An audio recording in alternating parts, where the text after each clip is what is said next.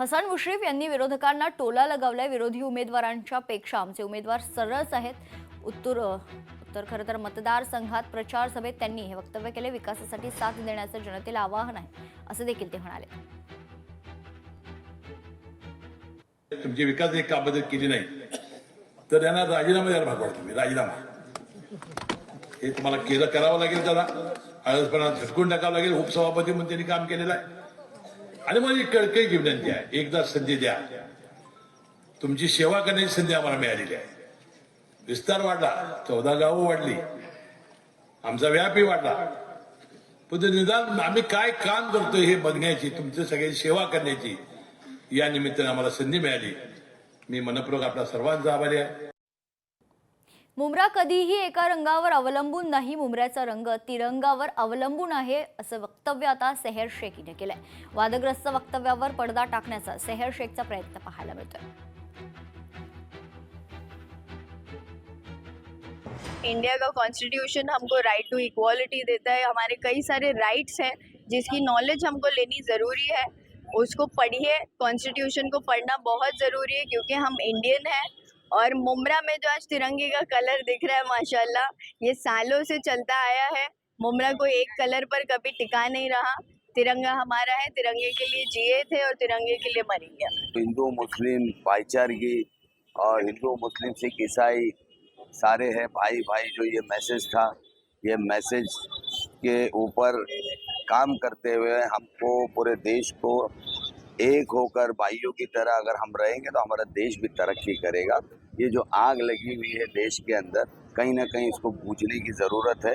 और मैं यहाँ से यही मैसेज देना चाहता हूँ कि सारे हिंदुस्तानी भारतीयों को जो है आपस में मिलकर रहना चाहिए।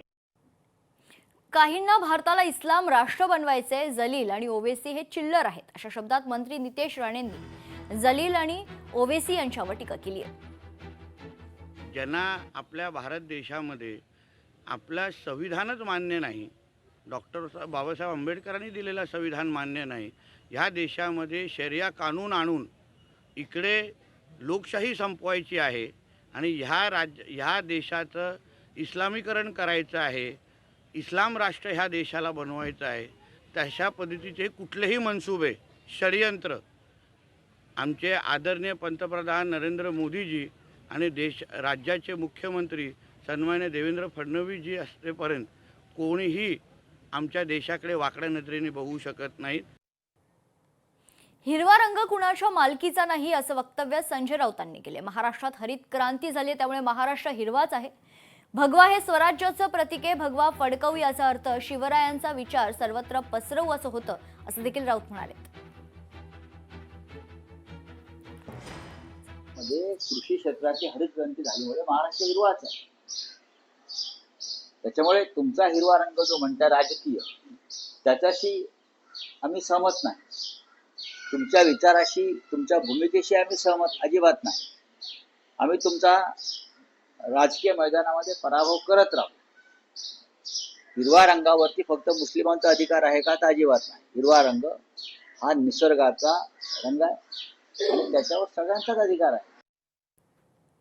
भारत हा विविध रंगांनी सजलेला आहे। देशाला रंगांमध्ये वाटण्यापेक्षा विकासाबाबत बोलणं गरजेचं आहे। राष्ट्रवादीचे नेते झिशान सिद्दीकी यांनी जलील यांना टोला लगावला। राजनेताओं को महाराष्ट्र और देश को रंगों में बांटने से बेहतर महाराष्ट्र की विकास के बारे में, देश के विकास के बारे में ज़्यादा बात करनी चाहिए।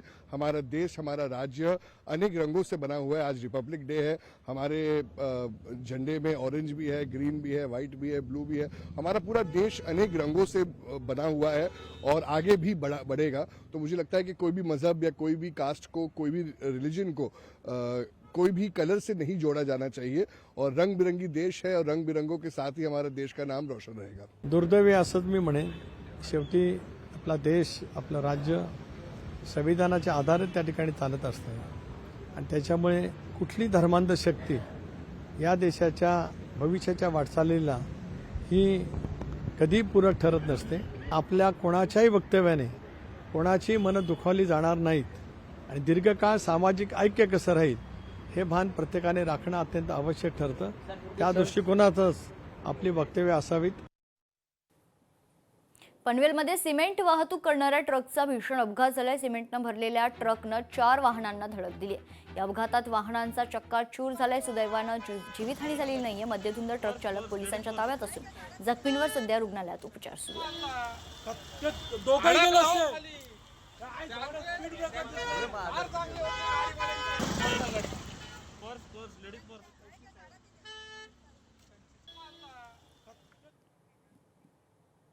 पुण्यातील गादी कारखान्याला भीषण आग लागली. पुण्याच्या निरसागर सोसायटी परिसरातील ही घटना आहे. अवघ्या काही वेळातच संपूर्ण कारखाना आगीच्या भक्ष्यस्थानी आलाय. कारखान्यातील गाद्या, कच्चा माल, यंत्रसामग्री जळून खाक झालं असून सुदैवानं कोणतीही जीवितहानी झालेली नाही. आगीचं कारण मात्र अद्याप अस्पष्ट आहे. शॉर्ट सर्किटमुळे आग लागल्याचा प्राथमिक अंदाज आहे.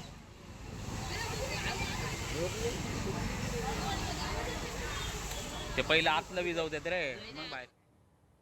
लाडकी बहिणी योजनेच्या KYC साठी मुदत वाढ मिळणार अशी माहिती मंत्री नरहरी झिरवाळ यांनी दिली. हिंगोली जिल्ह्यातील हजारो लाडक्या बहिणींना लाडकी बहीण योजनेचे पैसे मिळत नसल्यानं महिलांनी जिल्हाधिकारी कार्यालयात मोठी गर्दी केली होती. KYC प्रक्रियेत तांत्रिक चुका झाल्यामुळे अनेक पात्र महिलांचं अनुदान रखडलंय. या महिलांनी जिल्हाधिकारी कार्यालयात जाब विचारला असून खरं तर नरहरी झिरवाळ यांनी यावेळी KYC साठी मुदतवाढ मिळणार असल्याची माहिती दिली.